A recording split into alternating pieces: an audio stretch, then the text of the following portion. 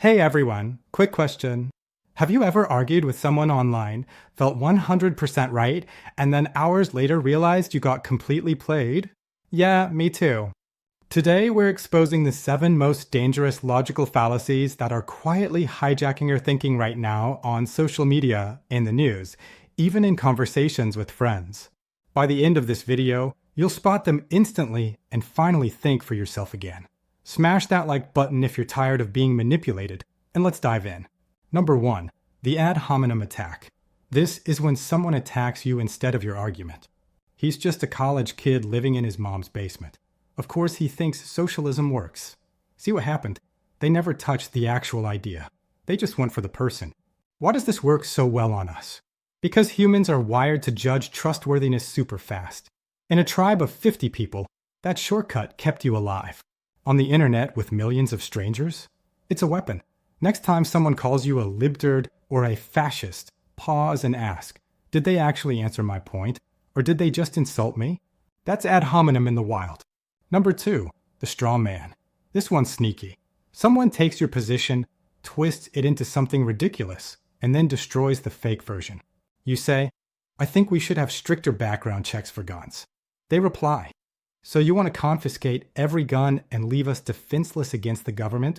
Congratulations, they just built a scarecrow version of you and set it on fire. Straw men are everywhere because outrage equals clicks. A nuanced take gets 12 views. A cartoon villain version? Millions. Ask yourself, is this person fighting what I actually said or a monster they invented? Number 3, the bandwagon fallacy. If everyone believes it, it must be true. Or the reverse. Only idiots believe that. You're basically alone. Social media is a bandwagon factory. Algorithms show you thousands of people agreeing with something, so your brain goes, well, guess that's settled.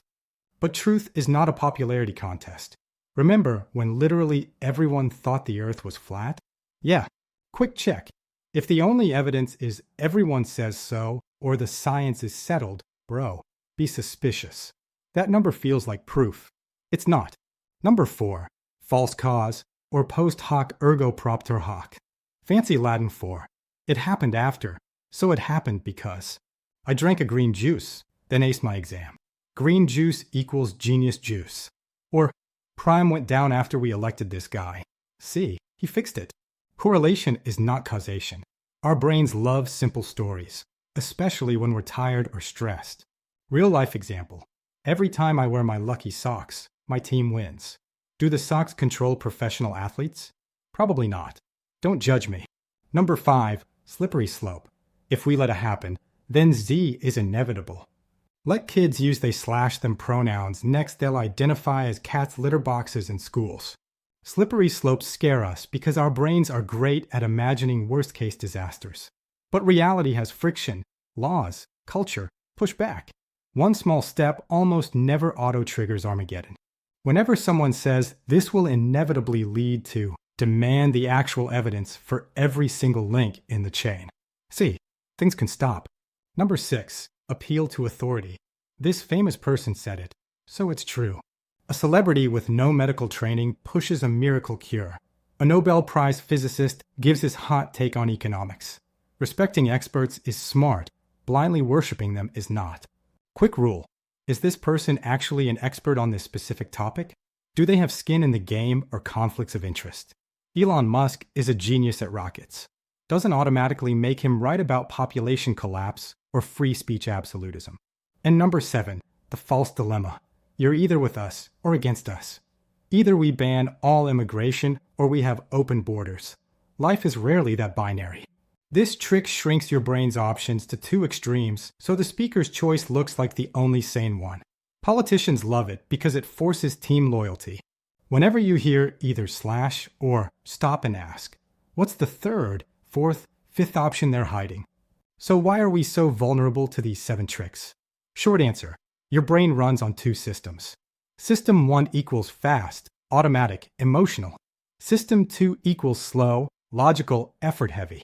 Social media is engineered to keep you in System 1, angry, scared, or smug, so you never flip the switch to System 2.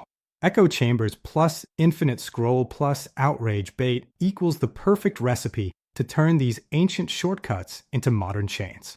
But here's the good news. Just knowing these fallacies exist already makes you harder to manipulate. Pause. Literally count to 5 before you react. That alone drags System 2 online. Ask, what's the actual evidence?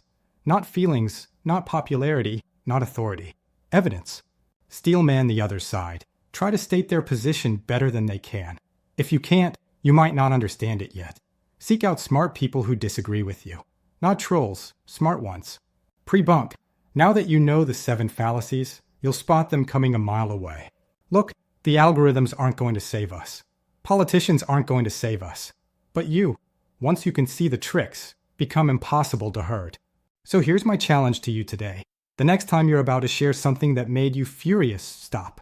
Run it through these 7 filters. If it fails even one, maybe, just maybe, don't hit post. If this video helped you see the matrix a little clearer, do 3 things for me. Hit that like button. It really does help fight the algorithm. Subscribe and ring the bell because next week we're doing how to argue on the internet and keep your friends. Drop in the comments which fallacy you see the most in your feed right now. I read every single one. Thanks for spending these 6 minutes leveling up your brain. You just got a little bit harder to control, and that's the most dangerous thing you can be in 2025. I'll see you in the next one.